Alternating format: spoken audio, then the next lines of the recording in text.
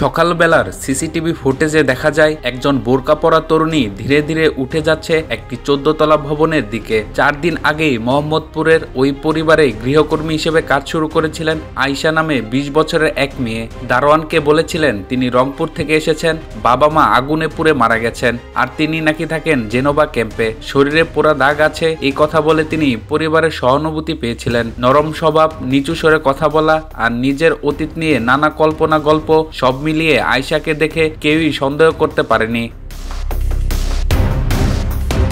যে মেয়েটিকে দেখতে শান্ত আর অসহায় মনে হয়েছিল, সিসিটিভিতে তাকেই দেখা যায় সেদিন সকালে বুরকা পরে বাসায় ঢুকতে, কিন্তু বেরিয়ে আসে সম্পূর্ণ অন্য রূপে। স্কুল ড্রেস পরে, মুখে মাস্ক, পিঠে ব্যাগ, যেন চেনার কোনো উপায় নেই। ভবনের কেউই বুঝতে পারেনি যে মেয়ে বাসায় ঢুকেছিল সেই কিনা মিনিট কয়েক পরে আরেক পরিচয়ে বেরিয়ে যাচ্ছে। 4 দিনের মধ্যেই পরিবারের আস্থা অর্জন করে সে কিভাবে এমন ভয়ঙ্কর পরিকল্পনা করলো তা আজও রহস্য ঘেরা।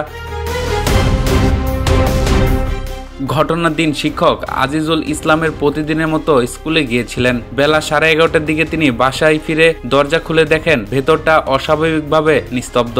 দরজার পাশে পড়ে আছে তার 9ম শ্রেণীর মেয়ে নাফিসা নাওয়াল। কোনো নড়াচড়া নেই, কিন্তু দূরে রান্নাঘরে পড়ে আছে স্ত্রী লায়লা আফরোজ। সেদিন ফ্ল্যাটের ভিতর থেকে পাওয়া গেছে ধস্তাধস্তির চিহ্ন, এলোমেলো আলমারি, ছেঁড়া ইন্টারকম। তার যেন ভেতরে এক মুহূর্তে সবকিছু ওলটপালট হয়ে গেছে। পুলিশ বলছে ঘটনাস্থল থেকে উদ্ধার করা হয়েছে 2টি ছুরি আর পাওয়া গেছে বাথরুম ব্যবহারের আলামত, যা প্রমাণ করে হত্যাকারী ঘটনার পরই পোশাক বদলে বেরিয়ে গেছেন।